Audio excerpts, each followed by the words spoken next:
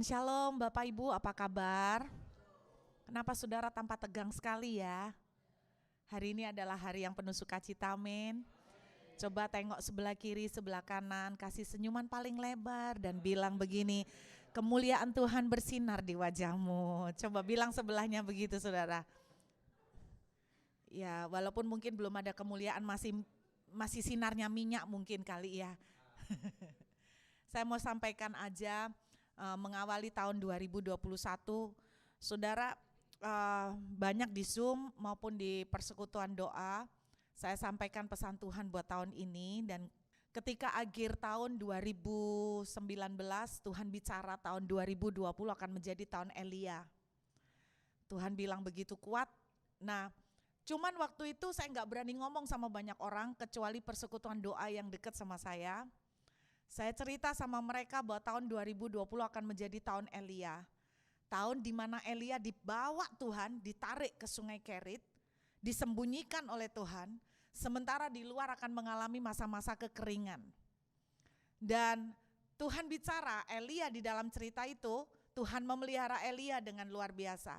Nah, saya bilang pada teman-teman di Indonesia pada akhir tahun 2019, sampai dengan awal tahun 2020, saya terus ngomong sama mereka bahwa tahun ini, tahun 2020 kita akan menghadapi masa-masa kekeringan. Tetapi tidak pernah terfikir dalam pikiran saya bahwa masa kekeringannya bahkan benar-benar seperti COVID seluruh dunia. Saya pikir cuman krisis ekonomi, itu kan biasa tiap tahun sudah terjadi. Jadi saya pikir, itu paling cuman artinya saya disuruh Tuhan intim gitu aja loh. Karena akan terjadi masa-masa sukar yang tidak mudah. Saya cuma mikirnya nangkep seperti itu aja Bapak Ibu. Nah ternyata di awal tahun 2020 kita lihat COVID ya. Sampai sekarang. Bahkan di Indonesia sekarang lagi banyak-banyaknya. Lagi black zone ya. Beberapa area masuk zona hitam. Nah di awal tahun 2021 ini, di akhir tahun 2020, saya mulai spend time untuk cari Tuhan, apa yang menjadi message Tuhan buat kita semua. Dan Tuhan bilang dengan sederhana sekali, tahun 2021 adalah tahun 3 tokoh.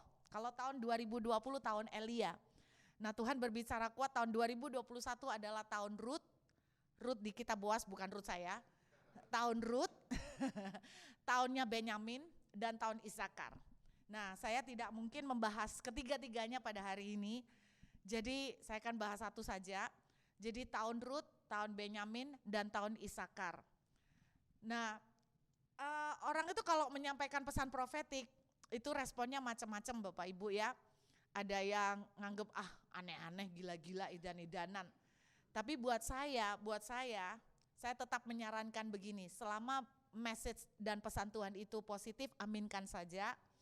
Kalau pesan Tuhan itu rada berbau negatif yang gak enak, bukan berarti diaminkan, bukan juga berarti ditolak, tapi jadikan itu sebagai sebuah peringatan untuk bisa membuat saudara dan saya persiapan. Kan kira-kira seperti itu. Nah, saudara di awal tahun ini itu yang Tuhan katakan. Kemudian apa yang dimaksud dengan tahun Rut, tahun Benyamin, dan tahun Isakar? Nah, hari ini saya akan sharing dari kisah Rut. Saudara kalau bawa Alkitab, kita akan buka dari kitab Rut. Saudara tahu tempatnya kitab Rut?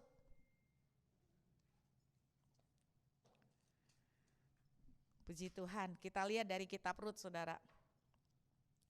Rut pasal 1 ayat 1. Rut pasal 1 ayat 1.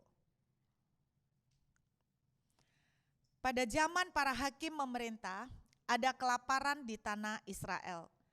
Lalu pergilah seorang dari Betlehem Yehuda beserta istrinya dan kedua anaknya laki-laki ke daerah Moab untuk menetap di sana sebagai orang asing. Jadi keluarga Naomi ini hijrah dari Betlehem karena kondisi kekeringan. Saudara, pada waktu mereka hijrah itu mereka belum punya mantu ya. Nah, itu dalam Alkitab dituliskan karena begitu beratnya kekeringan itu mereka terpaksa pindah dan mereka membawa semua harta mereka. Nah nanti saudara di ayat berikutnya akan tahu bahwa ketika Naomi balik ke Betlehem, dia bilang begini, aku tuh keluar dengan penuh dengan bawa semuanya, tapi aku pulang dengan kosong, berarti habis-habisan dia. Nah saudara, kitab Rut ini ditulis pada zaman hakim-hakim, di mana pada zaman itu memang terjadi kelaparan yang cukup panjang. Nah ini yang saya mau sampaikan buat teman-teman.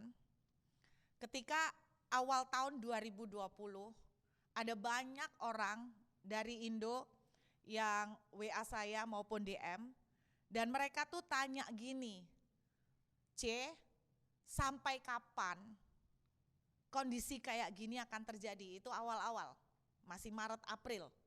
Maret kita di lockdown ya. Maret itu mulai boom, termasuk di Indonesia. Indonesia rada telat dapatnya COVID. Pada waktu itu kita happy-happy, karena kita merasa bahwa Indonesia dipelihara Tuhan. Karena Indonesia banyak berdoa. Iya kan? Ternyata juga banyak yang mati. Dan kemudian di awal-awal itu banyak yang tanya gini, pertanyaannya satu, sampai kapan? Nah mereka pikir kalau seorang hamba Tuhan punya bergerak di karunia profetik itu tahu semuanya. Mereka tanya sampai kapan?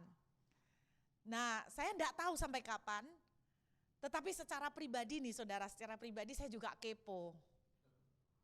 Saya tuh juga tanya sama Tuhan, Tuhan kalau boleh tahu tuh sampai kapan?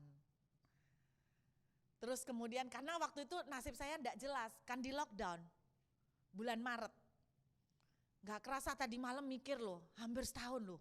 Jadi enggak kerasa hampir setahun. Nah waktu ditanya orang-orang saya enggak tahu, tapi saya sendiri kepo Bapak Ibu, saya mulai tanya sama Tuhan. Tuhan kalau boleh tahu sampai kapan sih? Gitu loh. Saya dapat penglihatan. Penglihatannya saya melihat gunung yang, bukan gunung, benteng, tembok dari sebuah benteng yang tinggi sekali. Saya tuh berusaha untuk manjat, karena pingin ngintip yang di bagian luar. Tapi gak bisa, gak ada tangga yang cukup tinggi. Berarti kan tinggi banget. Terus kemudian saya lihat ada keluarga saya, ada orang-orang di dalam. Banyak juga wajah yang tidak saya kenal. Mereka di dalam benteng, tapi mereka tuh mengalami pemeliharaan Tuhan. Dikasih makan gak tanggung-tanggung. Dalam penglihatan, saya kebetulan banyak bergerak di karunia penglihatan Bapak Ibu. Dan di dalam penglihatan tuh saya melihat ada piring-piring yang besar sekali ukurannya, tingginya seleher, tingginya. Berarti kan banyak itu, besar-besar makanan. Makanannya bukan daun semua, kayak kambing gitu bukan. Tapi makanannya ada steak, ada ikan, enak-enak gitu loh. Nah tiba-tiba Tuhan bicara begini, saya kan ngomong, apa artinya sih Tuhan penglihatan ini? Tuhan itu ngomong begini, kamu gak usah cari tahu, gak usah kepo, gak usah ngurusin apa yang ada di luar. Wah berarti gak boleh tahu ini ya kan? Terus urusanmu adalah kamu fokus dengan aku di dalam benteng. Satu janjiku, aku akan memelihara kamu dan seluruh isi rumahmu. Aku akan memelihara kamu dan anak-anakmu. 1 tahun berjalan saya dipelihara Tuhan. Hampir setahun ya, Bu Susan yang sudah setahun, belum setahun. Dipelihara Tuhan selama terdampar di Australia. Dan saya mulai mikir Bapak Ibu, sampai kapan ya kok gak boleh tahu. Tapi kepo saya masih terus. Jadi saya cari tahu nih kisah Elia. Saya cari tahu kisah Elia. Kalau Bapak Ibu baca kisah Elia, kelaparan yang terjadi pada zaman Elia itu sekitar 3 tahun lebih. Saya dalam hati bilang gini, mateng kon. Kalau ini benar 3 tahun, aduh bahasa Jawanya modiar gitu kan. Bahasa Jawanya modiar ini namanya. 3 tahun, oh my God gitu loh, gak bisa bayangkan. Tetapi di awal tahun 2020 lebih kaget lagi ketika mendengar khotbah pendeta dari India. Dia khotbahnya tahun 2012. Di dalam khotbahnya dia bilang, saya melihat penglihatan masa lembu kurus. Belum selesai, lanjut lembu berdarah. Lembu berdarah lanjut lagi lembu sekarat. Lembu sekarat lanjut lagi sampai lembu mati. Dan dia bilang itu akan dimulai tahun 2020. Saya dengar di khotbahnya dia tahun 2012. Dia mention tahun 2020. Bapak Ibu itu khotbah tahun 2012 loh. belum sampai ke 2020, tapi dia menyebutkan tahun 2020. Saya enggak tahu itu benar apa enggak, maksudnya beneran apa enggak seperti yang dia nubuatkan. Saya berdoa enggak ya, karena serem. Kalau menurut pendeta India ini, dia bilang begini, masa lembu sekarat, lembu kurus, lembu berdarah, lembu sekarat sampai lembu mati total 20 years. Berarti sampai 2040. Itu lebih modiar lagi. Ambiar sudah 2040. Itu secara dunia global akan terjadi masa-masa sulit yang terus kayak efek apa ya? Kayak efek karambol yang sambung sinambung. Jadi akibat dari COVID ini membawa begini, nanti dari krisis ini begini. Itu yang terjadi.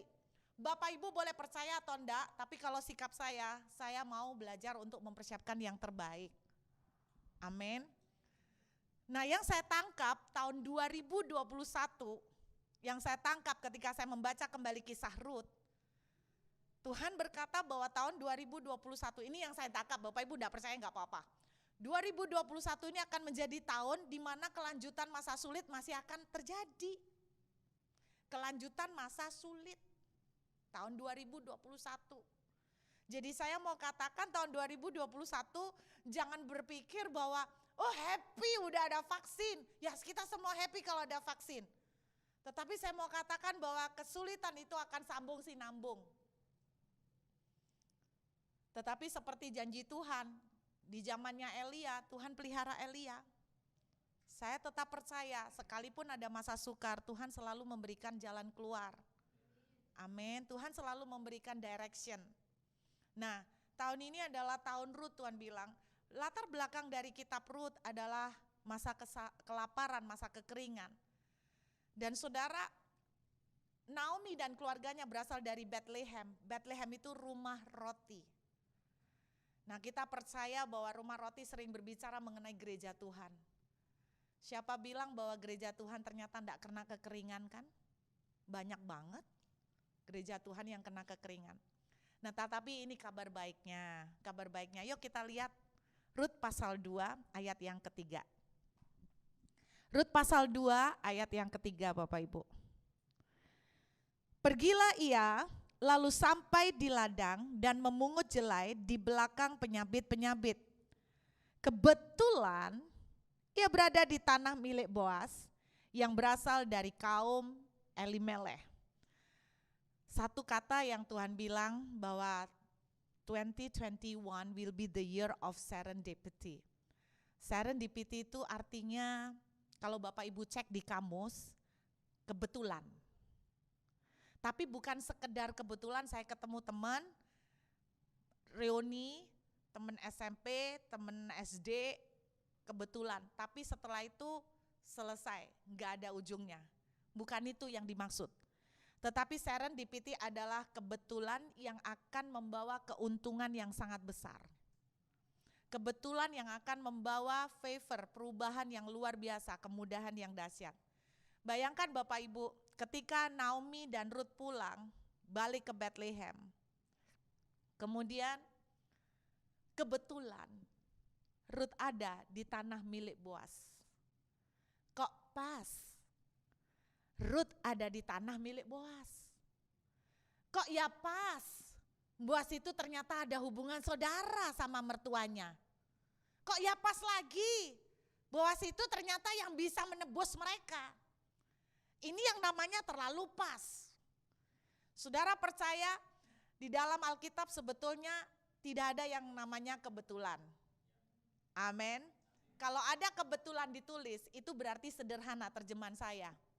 Ada intervensi Tuhan yang natain dan ngatur. Itu yang akan terjadi tahun 2021. Keadaan sulit masih akan terjadi Bapak Ibu, tetapi jangan kaget ketika tiba-tiba tidak pernah diduga. Kata kebetulan yang dipakai dalam bahasa ini, itu dari bahasa Ibrani, yaitu mikreh. Saudara, mikreh itu artinya enggak diatur, enggak diprediksi, enggak dibayangkan, enggak kepikir, Nggak diharapin, itu yang dikatakan oleh Alkitab, apa yang tidak pernah terfikir, itu yang dikasih oleh Tuhan. Jadi tiba-tiba tidak diatur, tidak dipikir, tidak direncanakan, tahun 2021, saudara tidak akan pernah menyangka tiba-tiba saudara bisa ketemu seseorang, dan seseorang ini kok ya pas yang kemudian membukakan banyak pintu untuk blessing pekerjaan saudara, untuk blessing di dalam keluarga saudara, apapun itu yang akan terjadi tahun ini. Nggak disangka, nggak diduga, tiba-tiba saudara akan ketemu orang yang tahu-tahu membukakan proyek untuk membawa bisnis saudara bisa dinaikkan secara luar biasa. Loh Bapak Ibu, ini kalau bukan karena tangan Tuhan enggak mungkin. Enggak mungkin. Saudara hari gini coba cari dengan kekuatan saudara, enggak nutut. Berapa banyak usaha di Indonesia bangkrut, terutama travel. Betul enggak? Tetapi saya ketemu seseorang yang usaha travel dan dia tuh ngomong begini, anehnya Ibu, justru di saat orang itu travel hancur, dia malah kebanjiran turis. Nah lah bingung toh. Saya bilang turis dari mana? Turis lokal tuh loh banyak banget. Jadi di saat seperti ini orang sudah payah banget, yang travel banting setir jadi pengusaha kuliner. Terutama di Indo, PO. Buka PO banyak kan awal-awal. Semua PO Resoles lah, PO nasi uduk lah, PO nasi padang lah. Nah semuanya PO. Nah semua PO siapa yang beli? Semua buka PO. Jadi akhirnya mereka gak bertahan sekarang. Yang PO-PO itu mana? Udah gak denger lagi. Iya kan? Tahun 2021 ini Bapak Ibu, engkau gak bisa lagi, sorry to say, engkau sampai gak bisa ngandalkan lagi pekerjaan rutin yang selama ini kau tenang. Selama ini kalian tenang. Oh tenang, gue punya pabrik jalan. Oh tenang, gue punya toko jalan.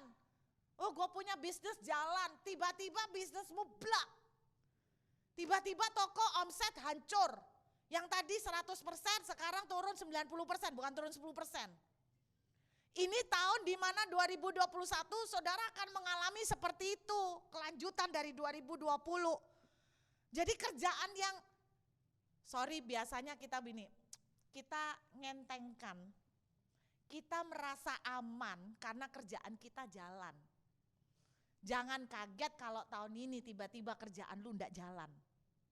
Sejak dari tahun lalu. Jangan kaget dan ini tambah lama tambah parah. Tiba-tiba toko yang Anda harapkan enggak jalan. Tiba-tiba kemampuan saudara kok enggak jalan. Gue punya ide kayak gini enggak jalan. Enggak jalan semuanya. Saudara butuh intervensi Tuhan. Mau andalkan kepintaran. Oh, gua ini seorang bisnismen hebat, sudah pengalaman 50 tahun. Makan tuh pengalaman. Akan tiba waktunya itu ndak akan bekerja. Ndak akan jalan. Akan tiba waktunya di mana saudara sudah ndak bisa. Kok bisa ya? Dulu gua pakai cara ini jalan, sekarang kok ndak jalan ya? Dulu gua pakai cara ini masuk, sekarang kok nggak masuk ya? Dulu usaha gini jalan loh, sekarang kok ndak bisa? Itu akan berlanjut loh Bapak Ibu. Saya nggak tahu sampai kapan, tapi yang jelas step by step dulu. Nah kalau saudara nggak bisa mengandalkan itu apa? Saudara butuh campur tangan Tuhan, tiba-tiba Tuhan nyelonong nih. Tiba-tiba saudara tidak diatur, tiba-tiba saudara nggak pernah berpikir, saudara nggak sadar, tiba-tiba saudara akan dibawa ke tanahnya milik Boas. Di mana di tanah milik Boas, saudara ketemu Boas. Bukan hanya memberkati saudara, tetapi Boas sampai merubah statusnya Ruth. Dari janda sampai jadi nyonya besar. Ini yang akan terjadi. Nah saya tunjukkan kepada saudara apa yang terjadi dari sebuah kebetulan yang sederhana yang dialami oleh Ruth. Kita lihat Bapak Ibu. Kita lihat ayat yang ke-7, ayat ke-7.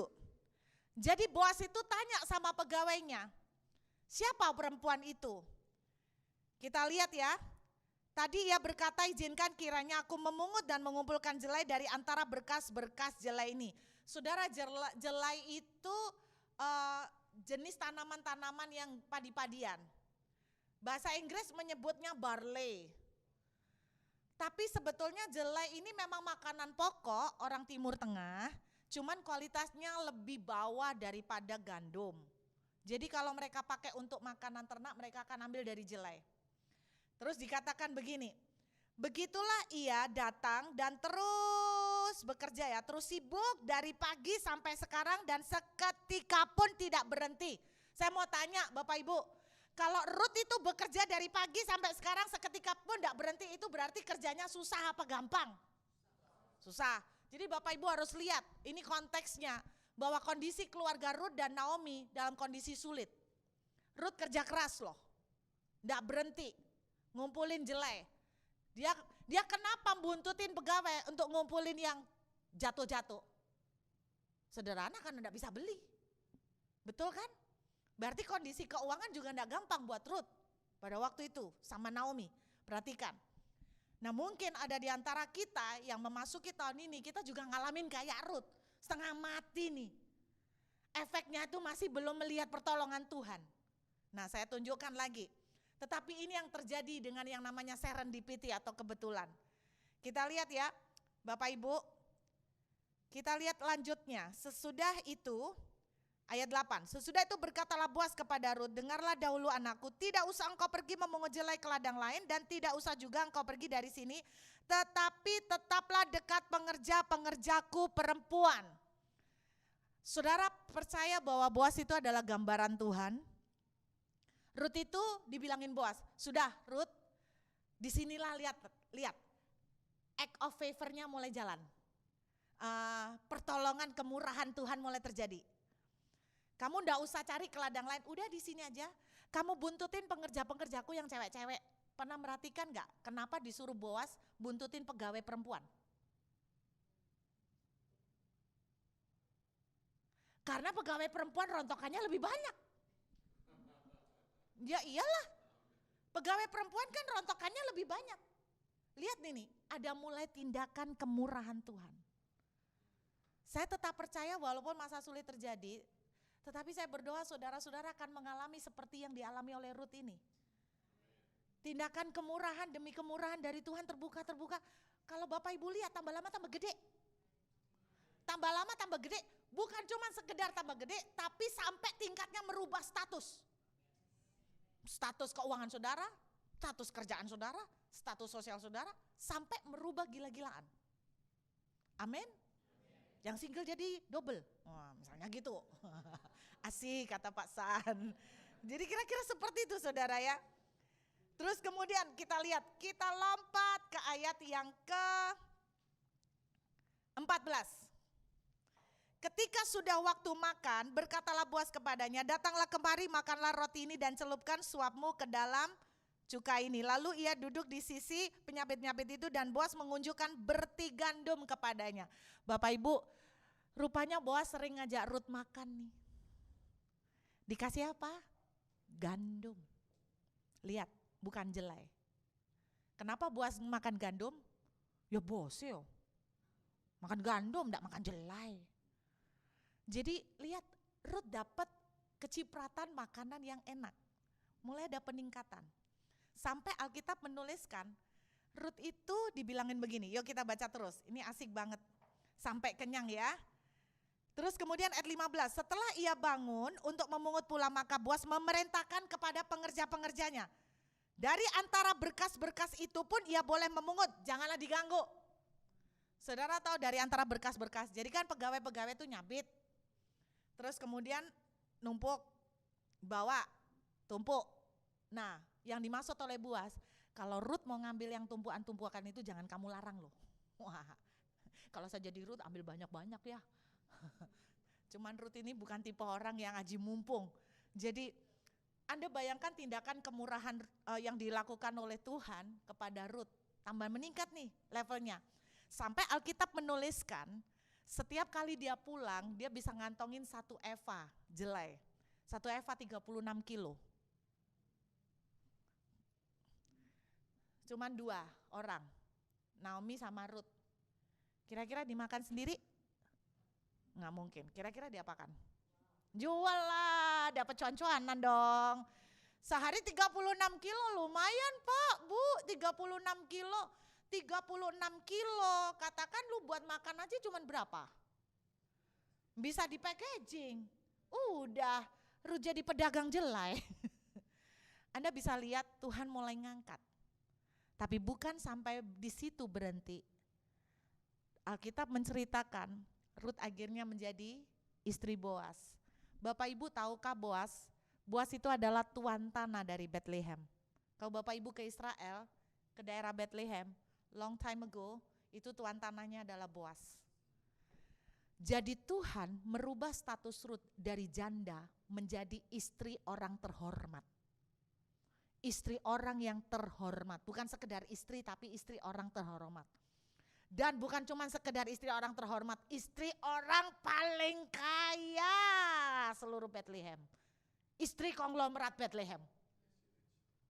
Crazy rich Bethlehem. Jadi benar-benar Ruth ini crazy rich Bethlehem. Lihat perubahan status. Itu yang Tuhan akan lakukan tahun ini.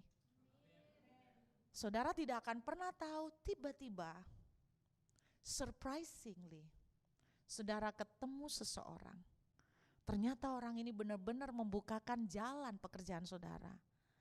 Dan tidak sekadar membukakan jalan pekerjaan, tapi jalan pekerjaan saudara tuh sampai tambah lama, tambah gila, tambah naik, tambah luar biasa, tambah akselerasi, tambah sampai akhirnya merubah status saudara. Itu yang Tuhan akan lakukan. Dulu Rut itu jadi janda. Janda zaman dulu itu lebih aib daripada sekarang. Mereka tidak punya hak apapun, hak pilih enggak boleh, milih presiden gitu enggak boleh, hak Medicare enggak boleh. Makanya di dalam perjanjian lama Tuhan ngomong, sisihkan persembahan untuk para janda. Karena government, karena masyarakat memperlakukan janda sangat rendah. Tapi lihat, Rut ini adalah seseorang yang Tuhan memberikan kasih karunia. Dari janda jadi istri crazy rich itu. Terhormat lagi. Betul, bahkan menjadi ibu keturunan yang melahirkan keturunan juru selamat. Enggak main-main. Itu yang akan Tuhan lakukan. Saya berdoa kita akan mengalami ini. Kondisi sukar mungkin tetap terjadi. Sebagian dari kita tetap harus kayak Rut menggeh-menggeh gitu ya. Tetapi tiba-tiba saudara mengalami perjumpaan, itu yang saya bilang divine connection. Berjumpa dengan seseorang yang ternyata ujung-ujungnya mengubah nasib saudara. Di saat orang krisis, nasib saudara berubah. Di saat yang lain setengah mati, saudara sungguh-sungguh hidup dalam segala kebaikan Tuhan. Amin. Pertanyaannya kan pasti begini, aku mau dong jadi kayak gitu. Tapi questionsnya how? Pertanyaannya gimana? Saya mau tunjukkan Rut pasal 3. Rut pasal 3. Naomi ngomong begini sama si Rut. Rut, mandilah, begini. Dia memberikan saran. Oke, kita lihat ayat yang ke-7. Rut pasal 3. Ayat 7.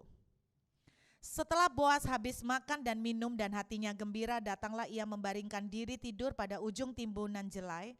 Kemudian datanglah perempuan itu dekat dengan diam-diam.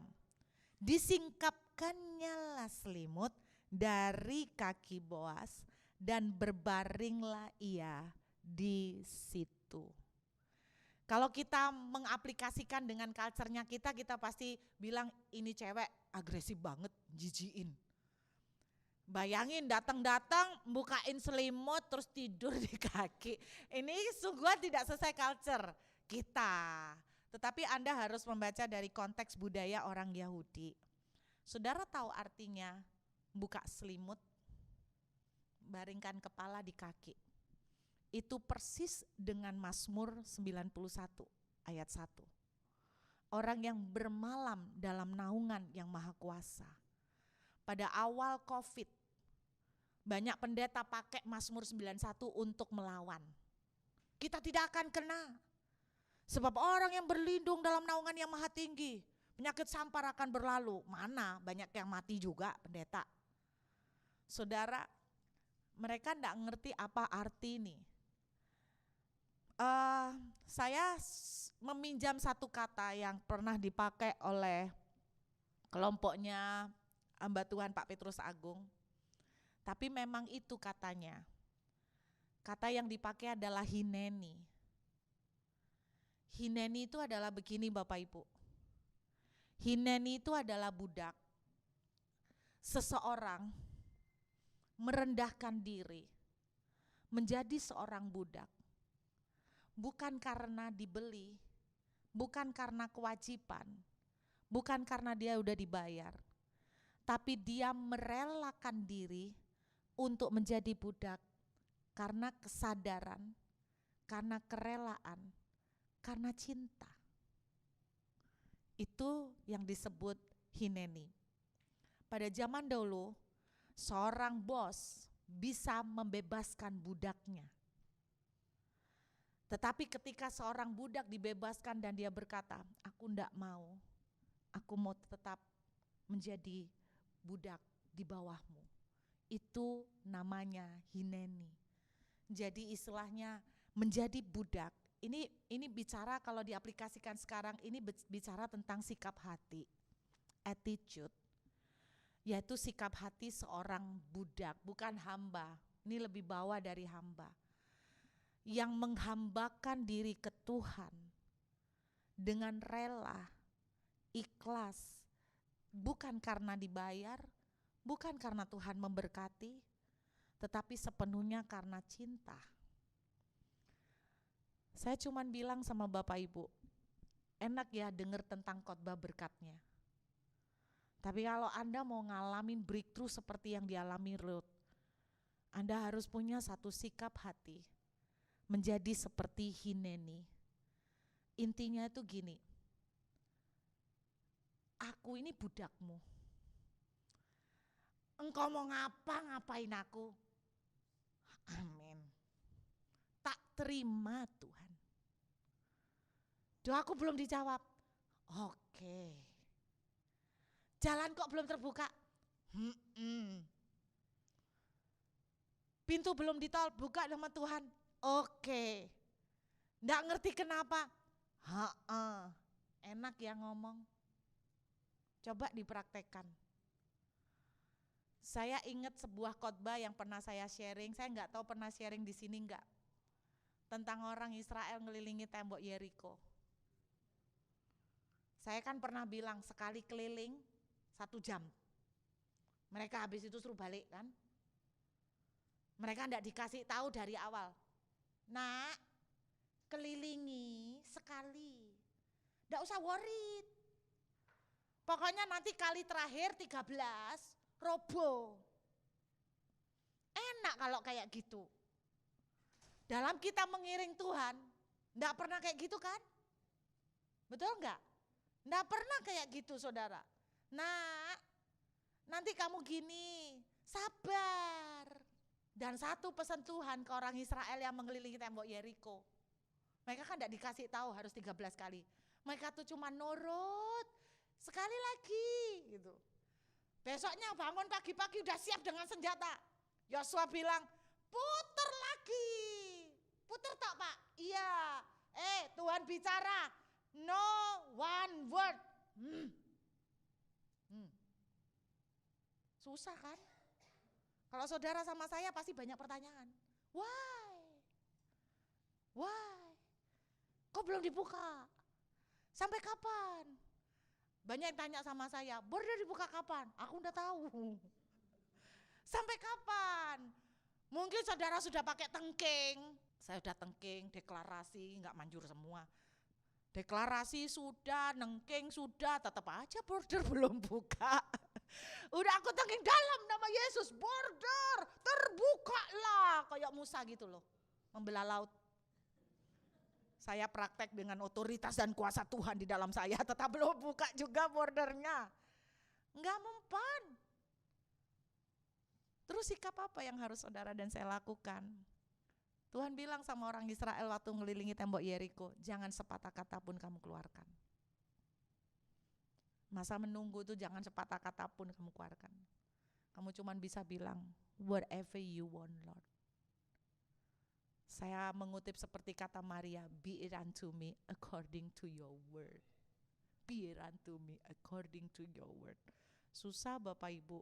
Jadi somehow saya tuh melihat, kita ndak suka, kepingin balik Indonesia, kangen, lahir di sana.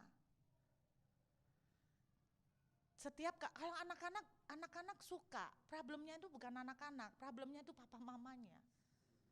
Papa mamanya tuh ya Pak Yopi seneng karena di sini bisa mancing gratis kan.